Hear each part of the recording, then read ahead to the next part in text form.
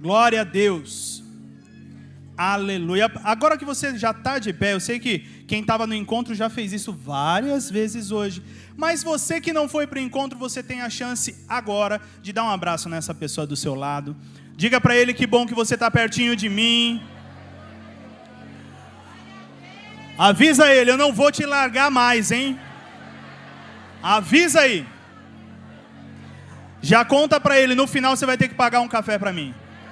Solta e deixa rolar, entendeu? Glória a Deus. Se você já deu glória a Deus, se você já aplaudiu, se você já abraçou alguém, você pode sentar agora. Aleluia. Glória a Deus. Aí você manda parar e o povo não para, ó. É assim, crente é assim, gente. Crente é assim. Glória a Deus. Glória a Deus, glória a Deus, glória a Deus, glória a Deus, glória a Deus, glória a Deus, glória a Deus, glória a Deus, glória a Deus. Obrigado, Jesus. Glória a Deus, glória a Deus, glória a Deus. Aleluia. Obrigado, Jesus. Glória a Deus. Eu só posso dizer que o encontro é tremendo. E é tremendo não só para encontrista, mas para a gente que vai, todo encontro continua sendo tremendo. Então, eu não sei se você fica tão feliz quanto a gente, quanto os pastores que participam do encontro, mas a gente volta sedento. A gente volta às vezes na base do Dorflex, mas é dando glória a Deus, querido. É agradecendo ao Senhor pelo que aconteceu. Se você ainda não foi, você tem a oportunidade só no ano que vem agora. Só 2023. Mas eu vou te avisar desde já, não perde a próxima, porque cada vez que você vai deixando isso passar, você vai perdendo a chance de celebrar diante do Senhor. E eu quero dizer para você que você é um amado de Deus, que você é um príncipe do Senhor. Você pode dar mais um glória a Deus aí? Aleluia. Glória a Deus. Vamos começar? A gente vem falando nas últimas semanas sobre festa. Nós estamos numa série de festa. E é incrivelmente necessário falar que nós estamos aqui celebrando. Você pode dar um glória a Deus por isso? Quando eu falo de celebrar, eu não falo simplesmente que a gente está felizinho. Eu falo que nós estamos em festa de verdade. Quando nós estamos aqui e vemos o pessoal voltando do encontro, não é um presente para eles, mas fala a verdade, é um presente para a gente. É ou não é? Por isso nós estamos em festa e eu quero que você olhe para o seu irmão do lado e diga para ele, nós estamos em festa. Só que eu vou ter que fazer o que eu fiz de manhã aqui no culto, porque assim foi legal, mas às vezes o seu irmão olhou para você e falou, nem está em tanta festa assim. Vamos fazer o seguinte? Para primeiro, olha para mim. Pensa na cara que você faz quando você está em festa. Não olha para o seu irmão ainda, não, guarda. Qual é a cara que você faz quando você está celebrando? Qual é a cara que você faz quando você está explodindo de alegria, explodindo de felicidade? Agora guarda esse rosto aí, vai, trava o rosto, vira agora para o seu irmão do lado, vai. Olha a diferença. Valeu, não valeu? Não valeu? Valeu. Muda completamente. E por que muda completamente? Porque nós temos que entender primeiro aqui, ó, que nós estamos em festa. E se eu estou em festa, eu tenho que me alegrar, eu tenho que celebrar ao Senhor. Nas últimas semanas você aprendeu muita coisa sobre festa, sim ou não? A gente já jogou para fora aquele penetra indesejado. Quem jogou para fora? Levanta a mão. Glória a Deus por isso. Se não jogou, joga logo esse penetra para fora. Você já aprendeu a preparar uma festa. O apóstolo ensinou a gente a preparar uma festa. Semana passada o pastor Fernando ensinou a gente a se dedicar para ter uma festa no céu. Amém? E hoje o que a gente vai falar? De festa. Só que de uma forma diferente. Muitas vezes a gente pensa sobre festa e eu tenho que dizer para você que cada dia da nossa vida tem motivos diferentes de festa. Tem motivo, por exemplo, você pode celebrar um casamento. Você pode celebrar uma formatura. Hoje nós estamos aqui celebrando, por exemplo, o aniversário da pastora Sheila. Aplaude a Jesus por ela, vai. Glória a Deus. E ela é um presente não só na vida do pastor Sandro, mas na nossa vida também. Então, esse é um dia especial porque nós celebramos o aniversário de uma pessoa especial. Mas você já prestou atenção que festa não é simplesmente um motivo de celebração de um dia, mas é um motivo de celebração onde você tem tipos específicos de festa, e se você olhar a fundo, cada um deles tem coisas especiais para nos ensinar. Antigamente, agora eu falo antigamente, olha que idade que eu cheguei, gente. Triste. Antigamente, eu nasci em 88, nos anos 90, cadê a galera dos anos 90 aí? O pessoal não quer nem assumir mais, não levanta mais a mão. Passou do ano 2000, ninguém mais assume idade, tá certo. Quando você pega o pessoal dos anos 90, tinha um negócio que existia, que era telemensagem. Olha só, você ouve assim o pessoal falando, nossa. Como funcionava a telemensagem para a galera dos anos 2000 para frente? Você estava em casa, atendia o telefone e falavam assim, por favor, senhor Henrique? Aí, sim, é ele. Temos uma mensagem para você, pode passar? Pode. Aí começava, Henrique, meu coração por ti bate como caroço de abacate. Não era assim? Essa foi boa, vai. Mas quando você fala de telemensagem, já era uma coisa que acontecia e marcava a gente.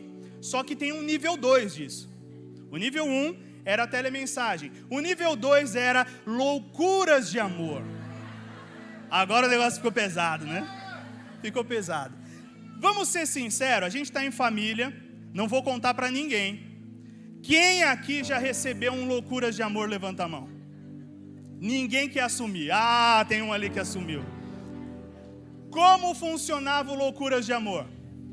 Você estava trabalhando, estava vivendo sua vida normal. De repente parava um carro na frente, todo pintado, cheio de bexiga, com um som alto. Normalmente era uma Towner ainda para chamar a atenção. E aí começava a gritar, soltar fogos, e aí começava a gritar, Henrique, vem pra fora! Aí você do lado de dentro abria só um pouquinho da cortina com medo de que fosse aquilo, e era. E aí falava, vem pra fora! Aí você pisava fora e começava aquela bagunça, barulheira, e era algo que marcava você, sim ou não? Você que ganhou loucuras de amor, você não lembra disso todos os dias da sua vida? Fala a verdade, quando passa uma Towner na sua frente, você não se esconde? Acontece. Oi? Dava vergonha, mas marcava aquilo, né? Marcava. E tudo isso porque o segredo de tudo isso é a surpresa. Repete comigo bem alto, surpresa. Você pode falar mais alto, surpresa. A surpresa era a chave de tudo isso. E quando a gente fala de aniversário, e a gente fala de festa, e a gente fala de surpresa, é disso que eu quero falar com você hoje, surpresa. Então olha para pelo menos 2 pessoas perto de você e diga surpresa. Olha para o outro lado e dá um susto nele. Fala, surpresa. Deu? Funcionou? Vamos comigo aqui agora. Quando a gente fala sobre surpresa, beleza, surpresa é uma coisa que te desconcerta, que te pega desprevenido. Mas quando você vê uma festa surpresa, ela marca o seu coração. Sim ou não? Sim ou não? Quem já recebeu uma festa surpresa, levanta a mão. Aí é mais comum. E quando você fala de festa surpresa, um dos segredos principais é que ele não depende em nada, a festa não depende em nada do aniversariante. Você já percebeu isso? Pode ser seu aniversário, não depende de você, depende dos amigos, das pessoas próximas a você, eles vão montar a festa, não é? Isso é bom por um lado, porque você não precisa se preocupar, mas é ruim por outro, porque é totalmente surpresa.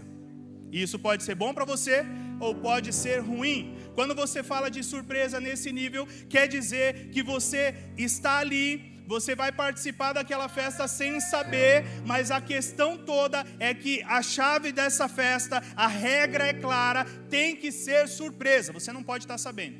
Sempre tem uma família, um amigo aí, que é aquele que conta antes, não é? Ó, já tem nome, já falaram, Raul. Se o Raul sabe antes, ele não pode mais saber, tem que ser surpresa para ele também, não é? E quando você fala de festa surpresa, a gente está falando de algo que você que é o aniversariante não tem controle. Repete comigo, não tem o controle. Por quê? Porque você chega na festa e você não determinou quem é que vai estar na festa, você não determinou o número de convidados, você não determinou nem mesmo o que vai ter para comer na festa. Você simplesmente está na festa. E aí que está a questão. Muitas vezes, quando a gente entra numa festa dessa, você entra, no começo você pode ficar com vergonha, você pode ficar agradecido, mas a chave de tudo isso é que a surpresa toda que foi feita faz com que você tenha zero controle. Você tenha zero chance de alterar alguma coisa. E quando a gente fala do nosso relacionamento com Deus, é exatamente assim. Você tem zero controle. E aí? Olha o silêncio da morte. Como diz a Vilma, olha o silêncio da morte. A verdade é uma só. Você pode olhar pelo lado positivo ou pelo lado negativo. Se você pensa que tem zero controle e você está confiando que essa festa surpresa está nas mãos de alguém que tem bom gosto, legal, beleza. Mas e se essa pessoa só gosta de comer, sei lá, caju, e a festa inteira é de caju?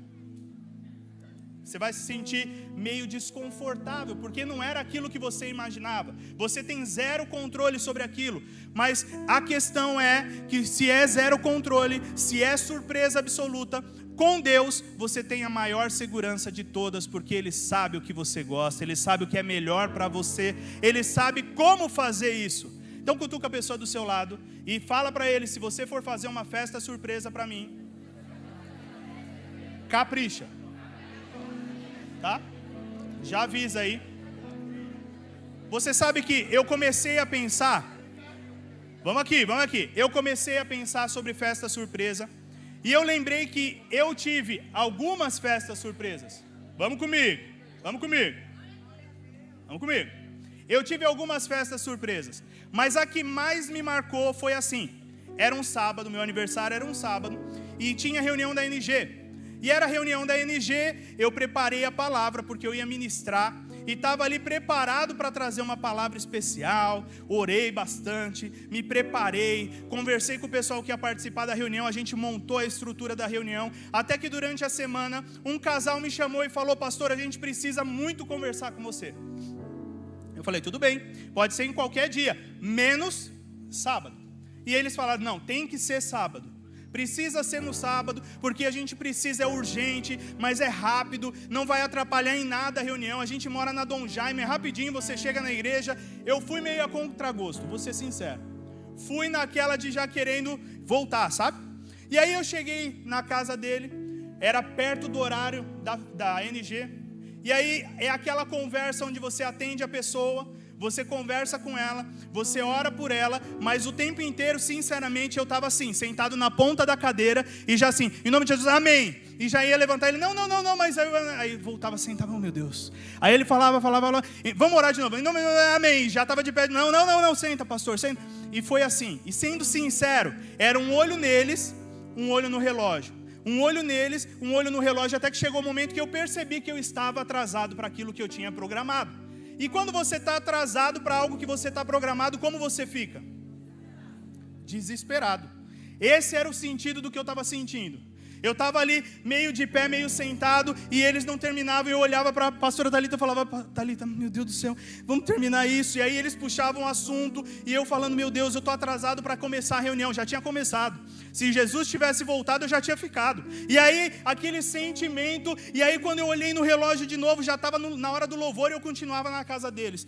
Quando terminou, sinceramente, eles falaram: amém, pastor. Eu já estava na porta, abrindo a porta para ir embora. E aí eu desci rápido, peguei o elevador. Quando eu desci no elevador, já estava no horário do final do louvor. Eu falei: eu vou chegar voado, já entrar com o microfone na mão e tal. Quando desceu o elevador, a galera inteira da NG estava na porta do elevador. A festa surpresa era lá. Você dá risada porque não foi você, né? O meu desespero, o meu coração saindo pela boca, e eu estava tão desesperado, um nível tão grande de desespero, que quando abriu a porta eu saí pedindo licença para ir embora. Eu ia embora do mesmo jeito. Por quê? Porque o meu objetivo era vir à igreja. Agora, qual é a questão? A minha visão era extremamente limitada para aquilo que eu tinha planejado. Eu não estava nem olhando para o que estava acontecendo em volta. Eu não estava prestando atenção para aquilo que estava acontecendo ali. Não percebi que poderia ser um plano deles. Não percebi nada disso. Eu só queria fazer aquilo que estava limitado na minha visão.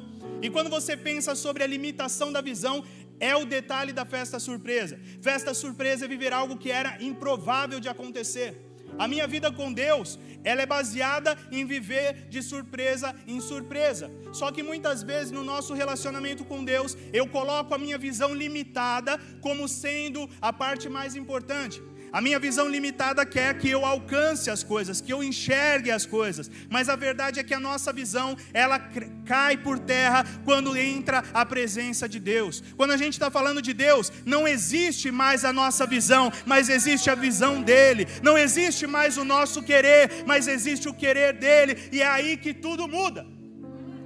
Se você pegar um exemplo simples na Bíblia, a Bíblia fala de Lázaro.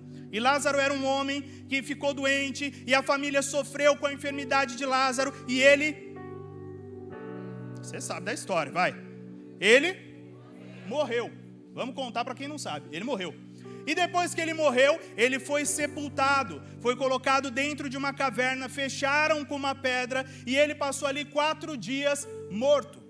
4 dias depois, Jesus chega na cidade, vai direto onde era o sepulcro, e vai na porta do sepulcro e vê toda a galera lá reunida, ainda chorando por Lázaro.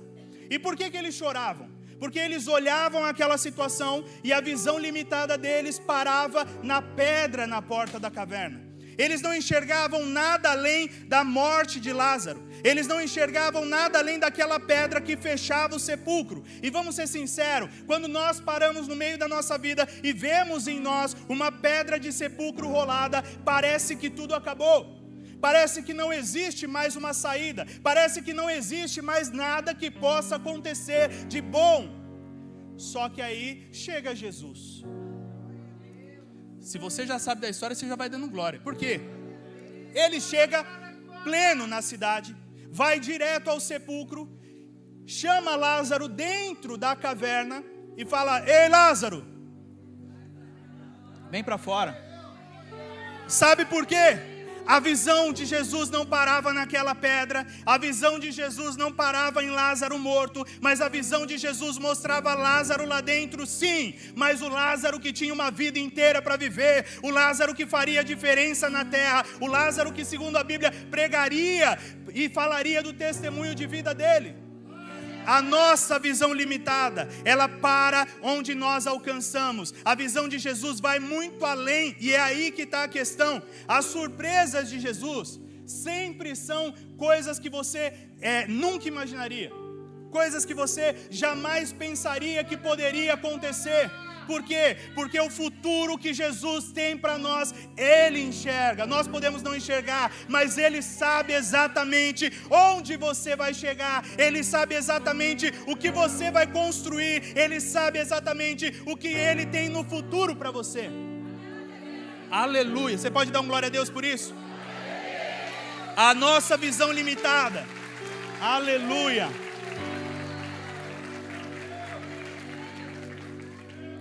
A nossa visão limitada me impede de ver o que vem depois. E aí que está o segredo. A gente está falando sobre a visão limitada, mas quando você fala de viver com Deus, a realidade é que nós precisamos viver as surpresas de Deus.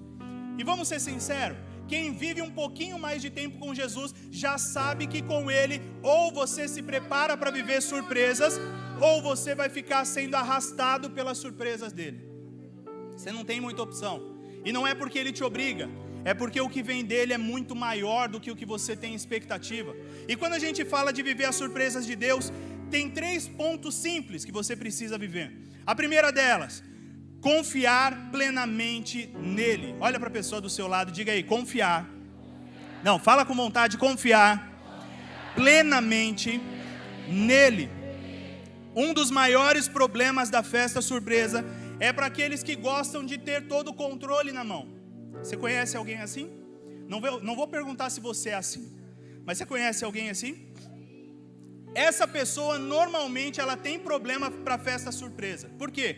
ela fica pensando, preocupada, se a festa vai ser de um jeito que vai agradar o que ela gosta, se vai ser com a comida que ela gosta, se vai ter as cores que ela gosta. Por quê? Porque ela gosta de ter o controle daquilo. A questão toda é que quando eu estou num relacionamento verdadeiro com Deus, eu preciso abrir mão desse controle para poder mergulhar e viver o que Ele tem para mim. Vamos pensar num exemplo bem simples. Quem aqui já viu o mar? Quem não levantou a mão é porque está com preguiça, porque mar eu sei que você já viu. Vamos pensar no mar. Você entra na pontinha do mar e as ondas estão baixinhas, e você fala, ah, que fofo, né, e tal. E aí você vai entrando um pouco mais fundo e as ondas começam a ficar mais altas, até que chega o lugar onde é o lugar onde quebra a onda de verdade. Pensou nesse lugar? Se um dia você for até esse lugar e pensar com você mesmo, hoje eu vou mostrar para o mar quem é que manda. Hoje ele não vai me balançar. Hoje ele não vai me tirar do lugar. Eu vou firmar aqui meus pés e a onda vai bater e eu não vou sair daqui. Vou mostrar para ele quem é que é bom de verdade. O que você acha que ia ser o fim dessa história? Não, me conta, eu fiquei curioso agora. Morrer afogado, já foi? É mãe, né? Mãe é sempre, no final, alguém tem que morrer na história. Quando você pensa numa história dessa, o simples, que você fique meia hora nessa posição, lutando contra o mar, tentando resistir, quando você sair dali, você vai estar moído. Por quê? Porque aquilo vai causar tanto desgaste físico, aquilo vai forçar você tanto, que você vai lutar, e não vai chegar a lugar nenhum. E vamos ser sinceros, não vai valer a pena. Porque todo esse desgaste, toda essa luta, não vai te tirar daquela posição, não vai fazer em nada o mar parar por sua causa. Não vai fazer o mar ser menos forte ou menos intenso porque você resolveu se posicionar. Se a gente pensar dessa forma, entenda agora o tamanho da grandeza de Deus como sendo o mar. Deus é tão grande, tão grande, tão grande, e muitas vezes quando nós estamos na presença dEle, a gente resolve travar os nossos pés, se posicionar na nossa ótica e não permitir que Ele nos tire da posição. Querido, eu vou contar um segredo para você. Você vai se desgastar e não vai chegar a lugar nenhum, e depois que você cansar muito, mergulha nesse mar e deixa Deus te levar, querido. Quando a gente entende que o projeto de Deus não é forçar você a nada, mas é que você confie plenamente nele, a gente percebe que o projeto dele é que você viva o sobrenatural. E para que você viva o sobrenatural, não tem a ver com as suas forças, não tem a ver com aquilo que você pode fazer, mas tem a ver com o nível de confiança que você tem nele. Você pode ter muito dinheiro no banco, você pode ser muito bom profissionalmente, você pode ter coisas grandes nas suas mãos, mas se você confiar em Deus, é certeza de que você vai chegar muito mais longe do que você chegaria sozinho. É fato. Agora pensa comigo, se eu estou falando que confiar em Deus é bom, eu posso resumir isso que eu falei, falando que confiar em Deus nos faz viver de uma forma mais leve. Vamos pegar o exemplo da família de Lázaro. Lázaro morreu, sim ou não? Sim. Eles sofreram com a perda? Sim. Eles sofreram com o sepultamento? Sim. Eles tiveram que arrastar uma pedra pesada para frente do túmulo? Sim. Eles ficaram dias ali chorando, ali entristecidos, angustiados? Sim. Mas eles esqueceram que Jesus tinha avisado que estava no caminho, gente. Sabe qual é a questão? Se eles confiassem plenamente naquilo que Jesus já tinha feito e continuava fazendo, eles não sofreriam tanto. Por quê? Porque eles entenderiam, o negócio pode estar muito, muito, muito ruim hoje. Se Jesus chegar na porta, tudo vai ser diferente. O nosso nível de relacionamento tem que estar ligado a isso.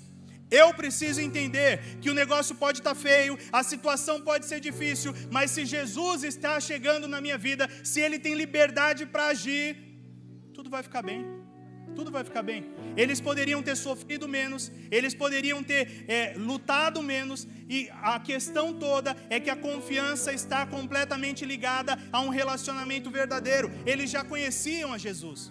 Eles não tinham simplesmente ouvido falar de Jesus, eles sabiam o que Jesus já tinha feito, eles poderiam ter confiado em Jesus e tudo doeria menos. Essa é a realidade. Muitas vezes na nossa vida a gente se posiciona de uma forma como se nós não conhecêssemos a Deus. Mas a partir de hoje, vocês, por exemplo, que tiveram um encontro face a face com Deus, qual é a posição de vida que vocês têm que viver? Mergulhar no mar e deixar Jesus guiar vocês para onde for. A questão aqui é resolvida em Efésios capítulo 3, versículo 20. Efésios 3, 20, diz assim: ora, aquele que é poderoso para fazer tudo muito mais abundantemente, além daquilo que pedimos ou pensamos, segundo o poder que em nós opera. Vou ler de novo. Ora, aquele que é poderoso para fazer tudo muito mais abundantemente, além daquilo que pedimos ou pensamos, segundo o poder que em nós opera. Você pode dar um glória a Deus por isso? O que esse versículo nos mostra? Deus é aquele que é poderoso para fazer, e Ele vai fazer abundantemente mais. O que é abundantemente mais? Muito, muito, muito, muito, muito, muito mais do que eu peço, ou do que eu penso, ou mesmo do que eu mereço. E por quê? Porque o poder dele já está em mim, e é Ele quem luta por mim todos os dias. Quando eu entendo isso, a questão toda aqui é que eu preciso confiar plenamente em Deus. Olha para a pessoa do seu lado e diga: confie plenamente no Senhor. Você falou meio sem fé, né? Olha para o outro lado e fala para outra pessoa, agora caprichado, vai. Confie plenamente no Senhor. Agora foi melhor. O segundo ponto que a gente enxerga aqui é entender quem eu sou na visão dele. Vamos ser sinceros, que existem momentos na nossa vida que nós nos enxergamos como incapazes, sim ou não?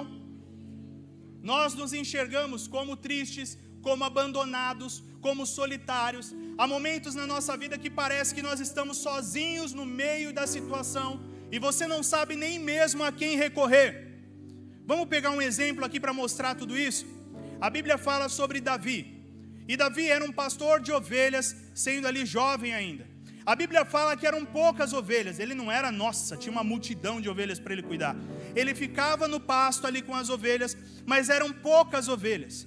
Ele estava numa situação onde ele vivia praticamente sozinho o dia inteiro, com meia dúzia de ovelhas.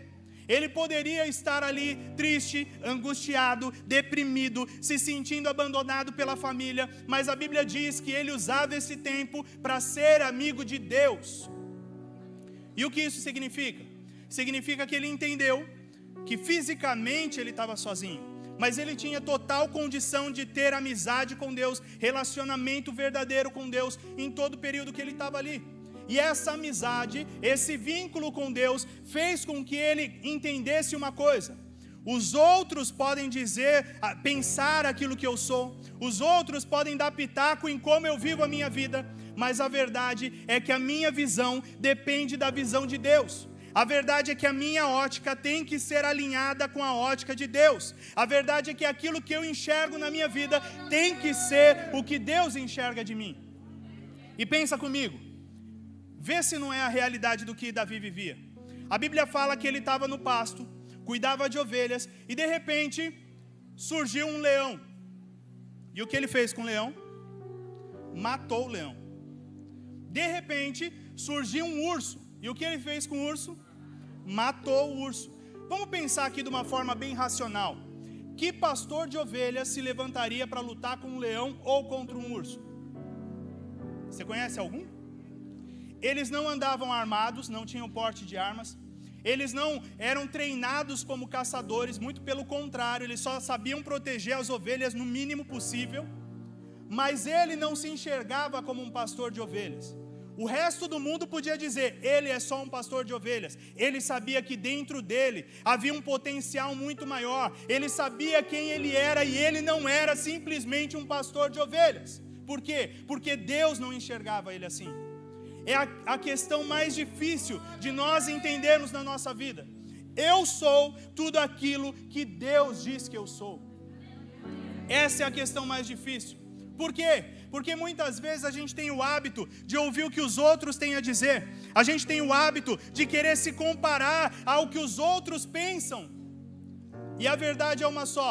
Eu estou fugindo de você, né, Manu? E a verdade é uma só. Quando você entende quem é você na ótica de Deus, tudo é diferente. E por que é diferente? Porque você tem que estar pronto a viver o plano de Deus para você. Pensa comigo, ele era um pastor de ovelhas, mas Deus enxergava nele o quê? O futuro rei de Israel. Será que tem uma diferença nisso? Talvez os outros olhavam para ele simplesmente como o caçula de uma família que cuidava de meia dúzia de ovelhas, que fazia um trabalho que ninguém queria. Enquanto isso, Deus enxergava nele o coração segundo o coração dele. Deus enxergava nele o rei que unificaria Israel e Judá. Deus enxergava nele um homem que mudaria a história do povo de Deus.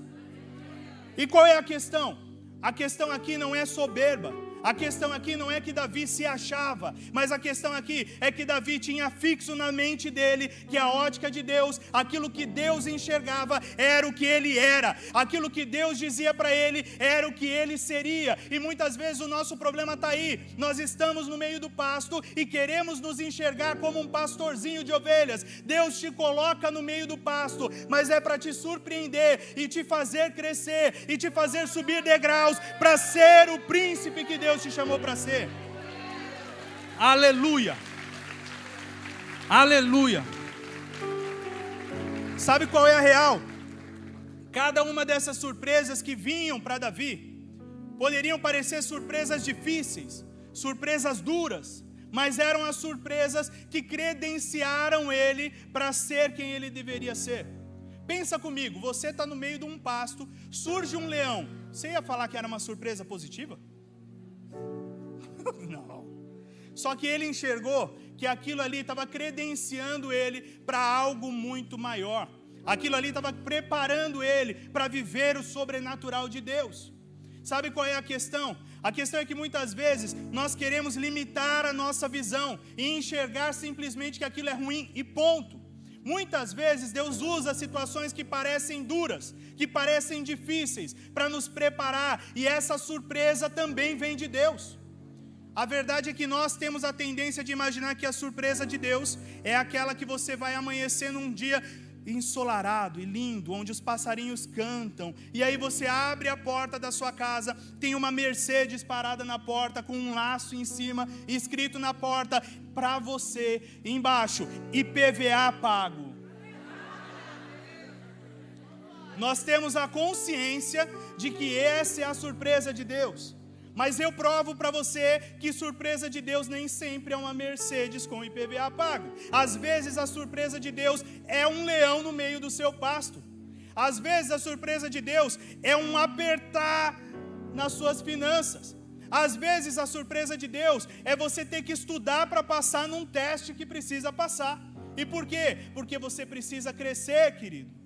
Você precisa amadurecer, você precisa ser desenvolvido, você precisa ser credenciado, você precisa chegar no patamar que precisa. E para isso não adianta você ser bonito, ser cheiroso, você tem que ser preparado segundo o que Deus espera de você. Vamos falar a real? Muitas vezes quando a gente está no meio do pasto, a gente se arrepende de estar ali. A gente acha que é muito difícil, que é muito ruim, que eu não gostaria de estar ali. Eu queria estar na praia. Eu queria estar num lugar bom, com a carteira cheia. Eu queria estar vivendo o melhor de Deus. Mas olha só a história de Davi. Davi estava no pasto e ele recebe a primeira surpresa. Pá! Um leão. Davi estava no pasto e recebe a segunda surpresa. Pá! Um urso. O negócio vai piorando, você vê, né? Ele estava no pasto e ele recebe a terceira surpresa. Qual é? Vir almoçar com Samuel, com o profeta Samuel, para ser ungido rei. A quarta surpresa, ele estava no pasto de novo. Vem a quarta surpresa, que é o quê? Ei, filho, vai levar a marmita para os seus irmãos, porque tem um gigante lá precisando morrer nas tuas mãos. O que isso significa, querido? Você pode estar no pasto, mas é no pasto que Deus está preparando a surpresa que vai te conduzir a crescer, que vai te conduzir a celebrar, que vai te conduzir a viver festa na presença de Deus. Deu para entender? Aleluia! A minha visão pode ser limitada e eu enxergar tudo isso como dificuldade, mas associe isso logo como degrau, querido. Cada degrau que você sobe pode ser duro, pode ser difícil, mas te faz estar num patamar diferente, te prepara a viver algo diferente. O terceiro e último ponto: reconhecer que Ele é o Senhor. Quando a gente caminha com Deus, normalmente a gente já fala, porque Deus é o meu Senhor, o meu Salvador, mas viver isso na pele é completamente diferente. Por quê? Nós temos o hábito de dar liberdade para Deus agir em algumas áreas, mas não em todas. E quando Ele é Senhor, é sinal de que Ele é soberano sobre tudo aquilo que eu sou. Se Ele é soberano sobre tudo que eu sou, é sinal de que Ele pode alcançar todas as áreas da minha vida e fazer o que quiser fazer em mim. Será que eu estou pronto para isso? É aí que está a chave. Davi, ele via ali o leão, ele estava vendo o urso, ele estava vendo o gigante, como as surpresas que ele tinha. Ele enxergava essas situações como as coisas que pegaram ele desprevenido. Mas vamos ser sinceros aqui na história de Davi. O leão era uma surpresa pequenininha. O urso, talvez um pouquinho maior. O gigante era algo que ele não esperava, era um pouco maior. Mas a surpresa que Deus tinha para ele não era nenhuma dessas dificuldades, mas era ele chegar no trono de Israel. Pensa comigo, ele não tinha dinheiro, ele não tinha poder, ele não tinha família, nome de família para ser rei de Israel, mas ele tinha um Deus que colocou surpresa atrás de surpresa, atrás de surpresa, para que ele subisse os degraus e se consolidasse para ser o rei de Israel. E tudo isso por quê? Porque ele entendeu a soberania do Senhor. E tem um versículo que fala muito claro isso. Jeremias capítulo 29, versículo 11. Se você puder abrir, Jeremias capítulo 29, versículo 11. Diz assim: porque sou eu que conheço os planos que tenho para vocês, diz o Senhor. Planos de fazê-los prosperar e não de lhes causar dano. Planos de dar-lhe esperança e um futuro. Eu vou ler de novo. Porque sou eu que conheço os planos que tenho para vocês, diz o Senhor. Planos de fazê-los prosperar e não de lhes causar dano. Planos de dar-lhes esperança e um, fala bem alto, futuro. Vamos ver a parte histórica aqui. A gente está lendo o livro de Jeremias. Na época de Jeremias, a situação era a seguinte: Deus tinha o povo dele, um povo que ele amou, que ele cuidou, que ele zelou. A Bíblia fala que é como se fosse um casamento. E chegam fases da caminhada do povo com Deus em que eles faziam coisas que feriam o coração do Senhor. Foi exatamente o que aconteceu na época de Jeremias. O povo tomou atitudes e começou a decidir a fazer coisas que eram contra a vontade do Senhor. E a Bíblia diz que é como se Deus tivesse se irado e permitido que o povo fosse exilado. O que é ser exilado? O povo da Babilônia chegou, dominou a região onde o povo de Deus morava, pegou o povo e levou quase como escravo para a Babilônia. Chegando na Babilônia, eles acabam ficando numa situação onde eles estão misturados com os babilônicos, mas mais do que isso, eles chegam numa situação onde eles não têm a liberdade que eles tinham na casa deles, onde eles não estavam dentro do convívio que eles tinham antes, e aí que está a questão. A Bíblia fala que eles são levados, e a expectativa do povo de Deus é que eles iam bater na Babilônia, chegar lá na Babilônia, Deus ia fazer alguma coisa e eles iam voltar para casa. Eles estavam na expectativa de que Deus ia fazer, porque Deus é Deus. Mas sabe o que acontece? Deus levanta Jeremias, e exatamente o capítulo 29 é uma carta que Jeremias escreve, mandando para o povo, e nessa carta ele diz o seguinte: ei povo que está na Babilônia, o negócio é o seguinte: se acostumem a viver na Babilônia, porque vai demorar para vocês saírem. Deus diz que vocês vão ficar 70 anos na Babilônia. Vivam o melhor que vocês puderem. Se acomodem da melhor forma, porque vocês vão ficar 70 anos na Babilônia. Isso é uma palavra boa? Mas é uma surpresa, fala. A gente está falando de surpresa, é uma surpresa. O povo não esperava ouvir isso. Mas sabe qual é a questão aqui? O povo estava completamente desviado do que era o projeto de Deus. Para eles enxergavam que Deus precisava tirar eles daquele meio e levar eles para casa simplesmente porque eles eram o povo de Deus. Enquanto isso, Deus enxergava que eles eram o povo dele, O povo que ele amou sempre, que ele sempre cuidou, mas ele enxergava que eles precisavam se reconciliar, eles precisavam refazer a aliança com Deus.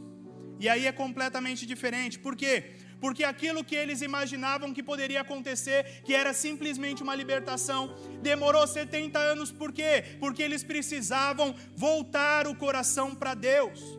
Eles precisaram de 70 anos para entender que Deus era maior, era soberano. Eles precisaram de 70 anos para entender que eles deviam amar e viver diante do Senhor todos os dias. Tem que ser crente para dar glória a Deus agora. Por quê? Porque viver 70 anos em casa, com o bom e o melhor é uma coisa. Mas aqui, Deus permite que eles vivam 70 anos na Babilônia, para que o coração deles se reaproxime de Deus. E por que você está falando isso, pastor? Porque no meio de tudo isso poderia ser uma palavra dura. Poderia simplesmente falar, vocês estão mal e vão ficar 70 anos aí perdidos. No meio de tudo isso, Deus manda o versículo 11 que diz assim: ei povo, porque sou eu que conheço os planos que tenho para vocês. Vocês não sabem o que eu vou fazer, vocês não sabem o que eu quero fazer. Eu tenho planos de fazer vocês prosperarem e não de causar mal para vocês. Por quê? Porque eu tenho planos de te dar esperança e um futuro. O resumo de tudo isso é que enquanto o povo olhava para o seu próprio umbigo, Deus olhava 70 anos para frente. Enquanto o povo olhava para a porta do túmulo que a gente falou, Deus estava olhando lá dentro e enxergando que o povo precisava de uma nova vida. Qual é a questão aqui? A questão é que Deus não deixou em momento nenhum de amar o povo dele. Deus não deixou eles sozinhos em momento nenhum. Deus não deixou que eles se dessem mal em momento nenhum. Se você vê a fase que eles passaram na Babilônia, foi uma fase onde grandes profetas se levantaram no meio dos babilônios, como Daniel, por exemplo, que estava lá quase como escravo, e no final ele já era um dos caras que mandava na Babilônia toda. Por quê? Porque Daniel reconheceu que a confiança nele tinha que ser total, ele confiava totalmente em Deus. Daniel reconheceu que não era o que os outros viam nele, mas era a ótica de Deus sobre ele. Ele não era um escravo, mas ele se enxergava como um sábio de Deus colocado para sarar aquela terra. E qual é a questão aqui, querido? A questão é que muitas vezes a gente não quer olhar para o amanhã, a gente quer olhar só para o hoje. Mas as surpresas de Deus tanto podem ser para nos tratar, quanto podem mudar a perspectiva da nossa vida de uma hora para outra. 70 anos depois, sabe o que aconteceu? A Bíblia fala, e não só a Bíblia, livros históricos falam que existiu um rei da Pérsia chamado Ciro. E Ciro pega o povo da Pérsia, o exército, domina a Babilônia, conquista tudo. E sabe qual é a primeira coisa que ele faz? Liberta o povo de Israel. Só que tem um detalhe. A Bíblia fala que ele não só liberta o povo, mas ele manda o povo sair, ser liberto, e fala para o povo que agora volte para Jerusalém. E ele vai além. Ele fala o seguinte: tudo aquilo que os babilônios roubaram de você está aqui, restituído. E ele vai além. O que vocês precisam para reconstruir o altar que vocês têm a Deus na sua terra? Eu ajudo. O que vocês precisam para reconstruir o templo que vocês tinham a Deus? Eu ajudo. Ciro não só mandou eles para casa, mas deu condição deles reconstruírem tudo aquilo que era de adoração a Deus. Resumindo, 70 anos passaram, mas quando eles foram libertos, eles sabiam exatamente onde eles tinham que estar, eles sabiam exatamente quem eles eram diante de Deus, eles sabiam exatamente que a surpresa de Deus, chamada Ciro, foi colocada para trazer não só livramento, mas reconstrução na vida deles. Eles entenderam que não era simplesmente voltar para casa, mas era voltar para casa melhores do que quando saíram. Tudo isso é história, gente, não é só contação da Bíblia, não, é história. Se você pesquisar, tudo isso é histórico. Mas qual é a questão aqui? Fechando toda essa ideia, Deus tem o tempo certo para cada coisa. Deus tinha naquele momento 70 anos de tratamento para aquele povo. Só que se você prestar atenção, muitas vezes nós nos perdemos no tempo de espera. E aí que está a chave do negócio. O tempo de espera tem que ser bem utilizado. Quando a gente entende aqui que Deus é o Senhor é a mesma coisa que perceber que Ele tem controle absoluto sobre todas as coisas. Ele é soberano. Se Ele está fazendo eu esperar um pouquinho mais, querido, espera, porque quando abrirem a porta para você passar, vai estar a porta aberta, vai estar tudo preparado e você vai ter condição de ser melhor e maior do que o que você era antes. Vamos pegar a história de Davi para nós. Ele poderia se focar simplesmente nas ovelhas. Ele poderia se focar simplesmente no pasto. Ele poderia estar terminando o ano de 2022 pensando simplesmente: eu não tenho um projeto para poder celebrar, eu não tenho o que festejar. Mas ele começou a enxergar as surpresas que Deus colocou como degraus, porque ele sabia que ele enxergava até um limite. Talvez ele enxergava até o leão, talvez ele enxergava até o urso, mas Deus já estava enxergando o palácio para ele.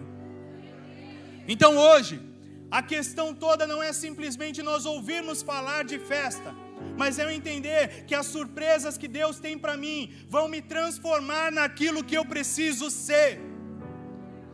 Isso pode doer? Vocês me respondem. Pode? Pode. Mas vai valer a pena? Vai. E essa é a chave para tudo. Agora que você entendeu que vai valer a pena, você pode perceber que esse ano pode terminar, 2023 pode começar, mas a base de tudo aquilo que nós temos é: eu vou conquistar tudo aquilo que Deus tem para mim. No tempo dele, não no meu. Na ótica dele, não na minha. Por quê? Porque eu confio plenamente em Deus. Eu enxergo aquilo que eu sou segundo a ótica dele. E eu tenho ele como meu Senhor, meu Salvador, o soberano da minha vida.